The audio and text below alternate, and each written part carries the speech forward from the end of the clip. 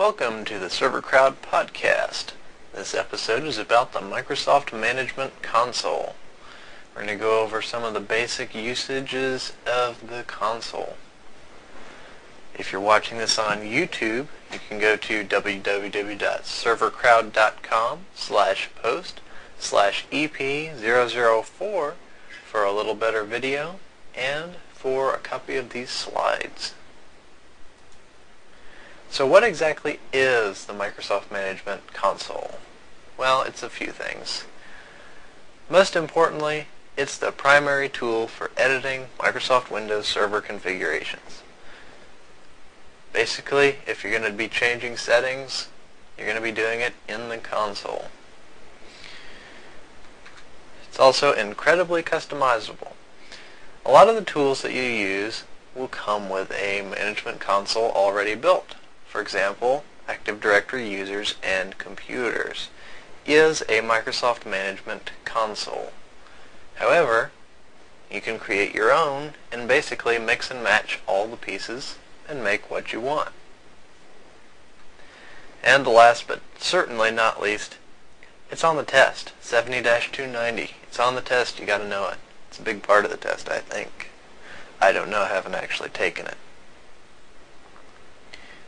So, what do we need to talk about first? Well, we need to talk about the design. Basically, it's made up of three main parts. And you can see that we have a screenshot with this is a blank console. And it's got a blank console inside of it. You can actually have multiple ones open inside of the same window. But it gets confusing, so most people don't do that. It's got three main sections. It has the console tree, which actually has nothing in it, but this is where your tools reside. And we'll get into that in a little bit later. Then you have your details. Your details are going to be basically the settings within a section of the console. And then the toolbar, which is probably the least used section, and it's just got the buttons and menus. Now I'm going to do a demonstration, so I'm going to switch over to Server 01. Okay, and let me resize this just to take as much advantage of the large screen space that we have. Alright, to get to Microsoft Management Console, go to Start, then go to Run, and type in MMC. Press Enter, and you'll be presented with a blank console. I'm going to go ahead and maximize this inside of here, and maximize the console. Now, this in itself is not very useful. It doesn't actually do anything. What you need to do is you need to add snap-ins. Snap-ins are the tools within a console.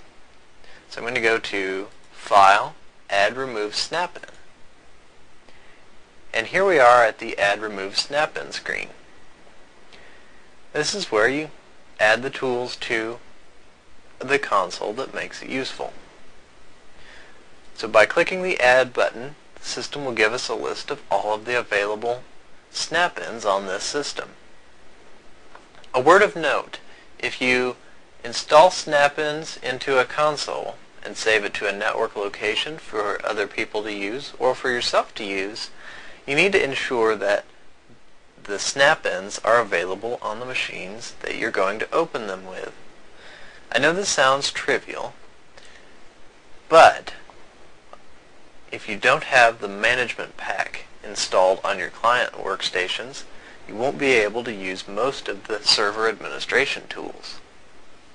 That being said, we'll get into that with more details in a later episode. We're just going to worry about building management consoles to use on the server. So let's say that we're going to use Active Directory users and computers a lot. We can add that directly into this console.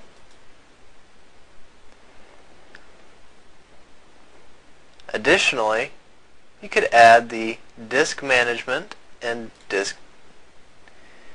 You see that when we add the disk management tool, it comes up and asks me, what computer do you want to manage this snap-in with?